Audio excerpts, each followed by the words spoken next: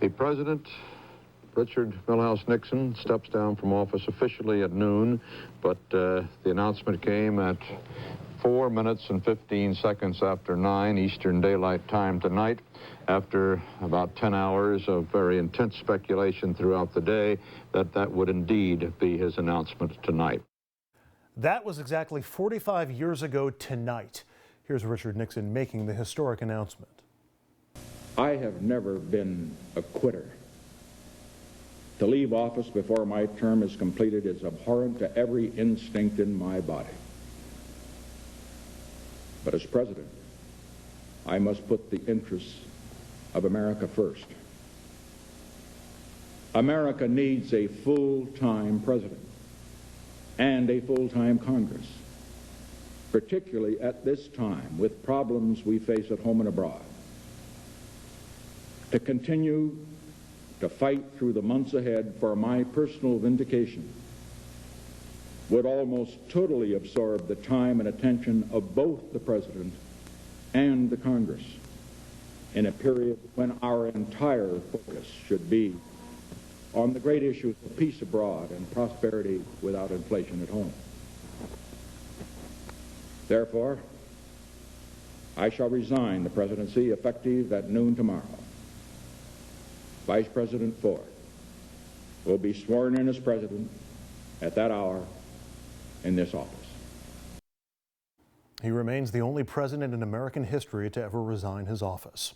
Earlier today, I spoke with historian Ken Hughes. He's a research specialist at the Miller Center at UVA. He's also the author of Chasing Shadows, a book about Watergate.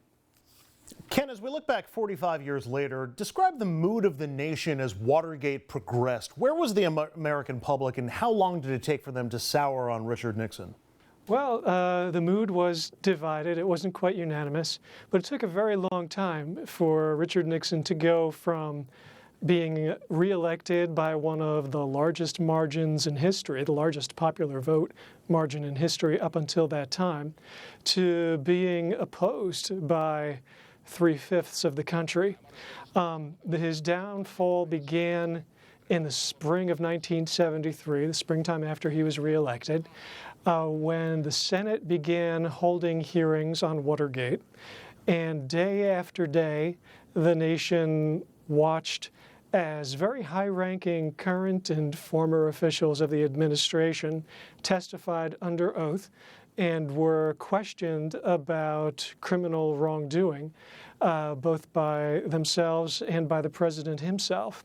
So over the course of the spring and summer of 1973, Richard Nixon's approval ratings plummeted, but he still retained a very, very strong core of support within the Republican Party, which is something people often forget today. There wasn't a consensus that Richard Nixon had to step down. A large part of the country, the Republican base, about 40% of the country, thought Richard Nixon was being railroaded by liberals, by Democrats, by the news media, by an out-of-control Justice Department, and even by some in the judiciary. So the country was divided then, but over time, so much evidence came out of Richard Nixon's wrongdoing that not only liberal Democrats, but the vital American center concluded that he had abused the powers of the presidency, he had committed obstruction of justice by engineering the Watergate cover-up, and he had therefore committed high crimes and misdemeanors and should step down.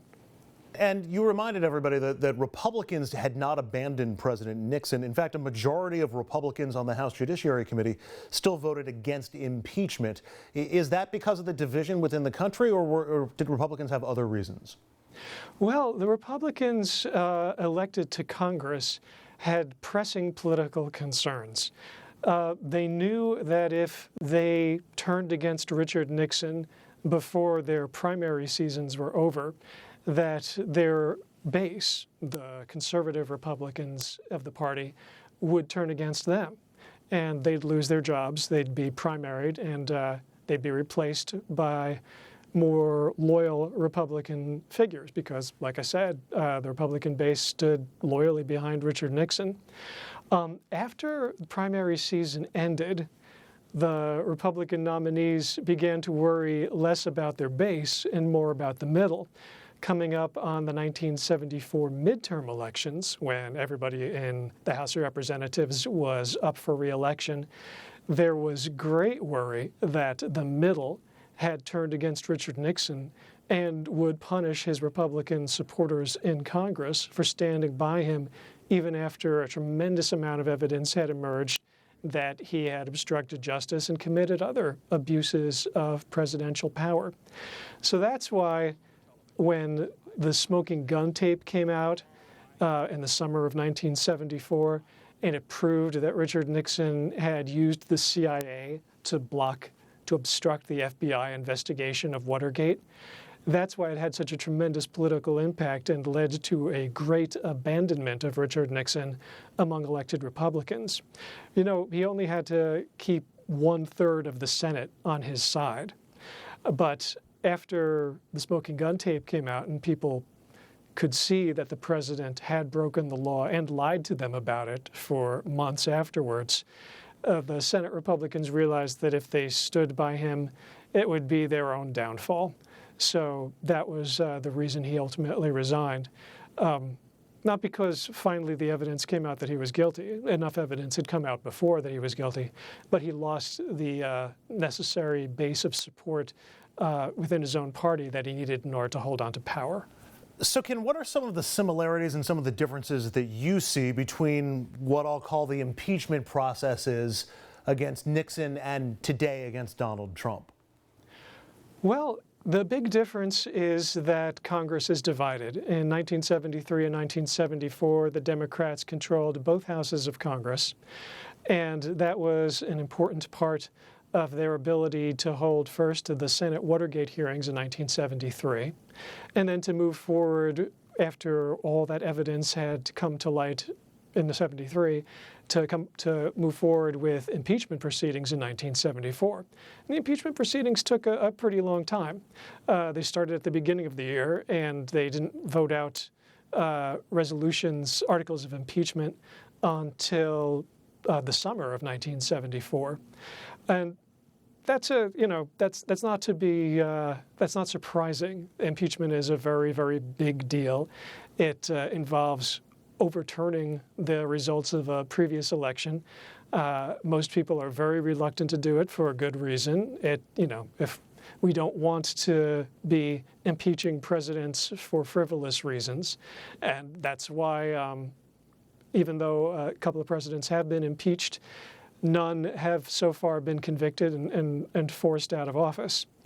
The similarities, though, are the polarization, the president retaining an important base of support, his party, specifically the Republican Party. That's no different now than it was then. The difference now is that with congressional districts more gerrymandered and the country geographically more polarized into blue states and red states, the base of Republican support actually leads to a majority in one of the houses of Congress. Otherwise, there are a lot of similarities. What we see with the Democrats right now is they're trying to hold public hearings in which they, like their predecessors during the Watergate hearings in the 70s, would be able to directly question aides of the president on television and lay before the public exactly what happened and focus public attention on the issues long enough for a majority of the public, at least, to come to some sort of consensus on what should be done. One more difference between now and then I want to drill down on, and that's the presence of Fox News, which did not exist in 1973 or 1974. Would Richard Nixon have been impeached if at the time there was a Fox News or the network of friendly outlets for the president like there is with the conservative media today? A lot of people ask that question, and I don't personally think that Fox News makes the difference. Just because in 1973 and 74 there was no Fox News, there was no national conservative or national Republican television network. There were only the big three networks, which were very, very neutral and kind of corporate in their approach to programming. and they only had a half hour of news every evening. There are no around-the-clock news or commentary stations. And nonetheless, Richard Nixon retained the support of a large part of the Republican base. And they defended him in very similar terms to the ones that Republicans used to defend Nixon now. They thought he was a victim of a witch hunt, that he was a victim of liberal news media and liberal Democrats in Congress, and that the charges against him were basically, politics as usual. So a lot is similar. There wasn't a Fox News then, but there still was what you could call a Fox News voter at the time, a conservative voter who would interpret the news through the lens of ideology and partisanship. So I'm not convinced that that is the reason Donald Trump is holding on. I think it's important that he didn't tape record his conversations, and it's important that his party controls the Senate. And those are probably far more important factors than the presence of conservative news media. Ken Hughes is a historian at the University of Virginia. He is also the author of Chasing Shadows, a book about the origins of Watergate. Ken, appreciate a few minutes. Thanks. Thank you for inviting me. Up next, a twister in New Jersey, a major change coming to the streets of New York City, and the passing of an infamous figure in both New York and Boston, all part of our corridor tour, and that's next.